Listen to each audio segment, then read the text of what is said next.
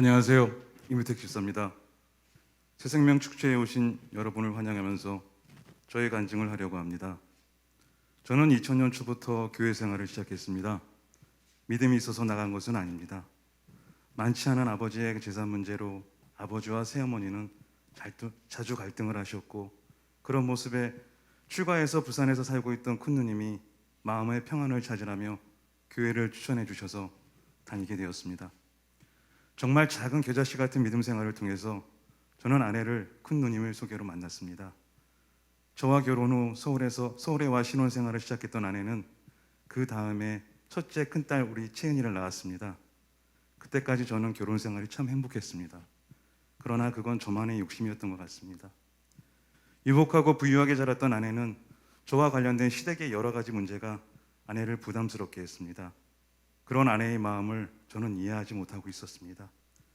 그 후 둘째를 6개월 만에 유산하고 셋째는 출산인 5일을 남기고 뱃속에서 아기를 사산한 아픔을 겪어야 했습니다. 그리고 어렵게 얻은 우리 넷째 채준이가 갑작스럽게 수술을 통해서 32주 만에 세상에 나오게 되면서 뇌병변의 상처를 갖고 태어났습니다. 신촌 세브란스 소아병동을 한 달에 두세 번 쉬고 가던 아내는 대중교통을 타고 병원에 갈 때면 한 번 울면 울음을 멈추지 않는 아이 때문에 미안함에 중간에 대중교통을 갈아타고 가야 했습니다. 그렇게 병원에 도착하면 병원 안의 모습은 아내와 저를 더욱 마음 아프게 했습니다. 성인이 다 된 청년이 어른용 유모차 같은 곳에 누워서 말을 없이 입가에 침을 흘리며 누워있고, 눈과 손발을 제대로 사용하지 못하는 아이들, 몸이 경직되어 재활을 하면서 그 고통을 참지 못하고 우는 아이들, 아들의 아픔이 내 미지근한 믿음 생활 때문이 아닌가, 자책감과 하나님께서는 왜 나에게 이런 시련을 주냐고 원망과 서운함도 있었습니다. 그러나 아내는 눈물로 3개월 동안 새벽 기도를 했습니다. 아내에게서 나중에 듣게 된 것은 함께 새벽 기도를 했던 분이 너무도 아기 엄마가 슬프게 울면서 기도해 그분이 하나님, 저희 기도보다는 아기 엄마의 기도를 들어주십시오라고 기도하셨다고 합니다. 그런 아들이 3살 무렵 교회 영상 속의 목사님의 행동을 따라 성경책을 옆에 놓고 넥타이를 매고 안수를 하기 위해 물그릇과 장갑을 필요했고 스스로 머리에 안수를 하는 행동을 따라했던 아들입니다. 찬송가를 따라 흥얼거리며 두 손을 하늘로 위로 몸을 좌우로 움직이며 기도하던 아들, 목사님의 행동 하나하나를 따라하던 어린 아들이었습니다. 아내의 꿈속에서 아들이 왕 같은 제사장처럼 쓰임받을 거라고 했던 말이 생각납니다.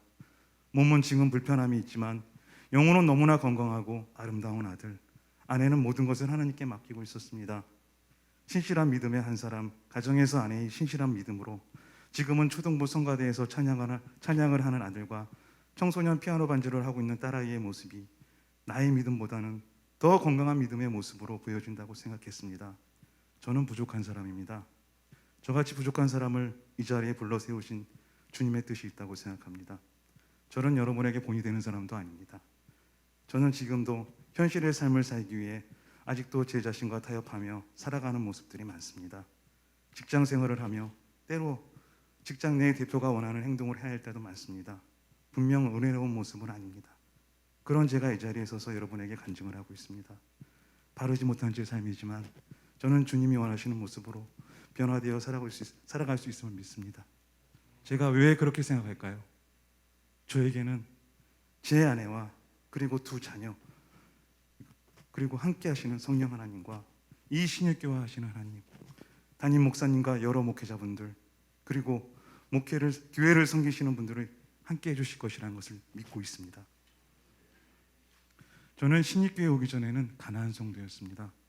교회를 다니다가 안 다니는 사람이었습니다.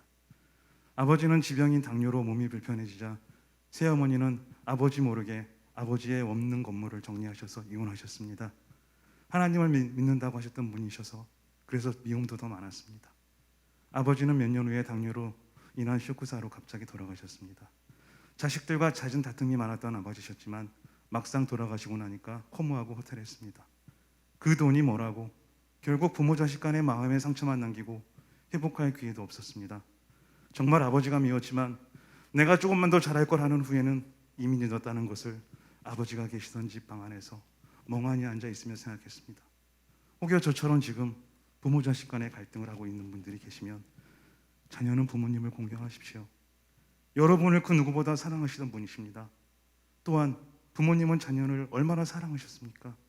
어린 시절의 자녀를 생각해 보셨습니까? 저처럼 뒤늦게 마음 아파하지 마시고 서로 용서하시는 믿음으로 용서하시는 믿음이 여러분이 되시길 바랍니다. 아버지가 돌아가시고 마음의 공허함과 함께 저는 다니던 교회에서 문제가 있었던 터라 믿음 생활하는 것을 그만두었습니다. 그런 저를 가족의 기도로 주님 앞에 다시 서게 했습니다. 잠자리 침대 이불 속에서 아들이 주절거림은 아들이 아버지를 위한 기도였습니다. 아버지가 다시 교회에 나가게 해달라는 아들의 기도였습니다. 그날 밤 나 홀로 참 많이 울었습니다. 그동안 교회에서 아내와 딸아이도 저를 위해 기도하고 있었던 것이었습니다. 첫 신일교회 담임 목사님의 설교 말씀이 제 마음을 움직였습니다. 목사님의 설교 말씀에 진실하시고 신실하심이 느껴졌습니다.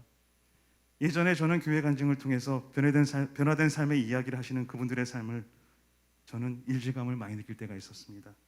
정말 신앙의 믿음이 한 사람을 저렇게 변화시킬 수 있는 것인가 괴리감도 많았습니다.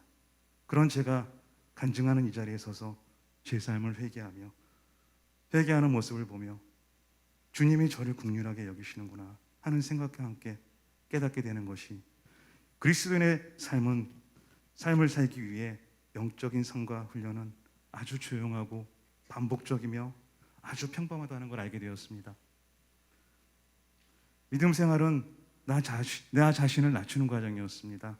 나의 교만과 허영, 탐욕과 음욕, 나의 나태와 시기, 그리고 내 자아까지 낮추고 버릴 수 있도록 하는 과정이며 작은 것에 감사하는 시간, 사소한 일들에 의미를 부여하는 기간들이었습니다. 저는 지금 제자 훈련을 하고 있습니다. 두려움과 걱정도 많았습니다. 그러나 지금 그 은혜는 너무나 감사 그 자체입니다. 하나님은 작은 방법으로 저를 훈련함으로써 제 자신을 기다리고 있었습니다. 반복적인 일상에서 하나님과 이웃을 사랑하고 그들에게 귀를 기울이고 마음 쏟는 법을 배우기 시작하는 것이 주님을 닮아가는 습관을 만드는 과정이구나 하는 생각을 하게 되었습니다. 요즘 들어 가정에서 모든 문제의 원인이 나에서 시작하니까 예전보다 가정이 더 화목하게 되는 것 같습니다. 정말 문제는 저였습니다. 자신의 잘못을 깨닫기까지 저처럼 오랜 시간 돌고 돌아 주님을 만나지 마시고 뜨겁게 주님을 사랑하시고 변치 않는 믿음으로 주님과 함께 하시길 바라며 우리 주 하나님께 모든 감사를 올려드립니다.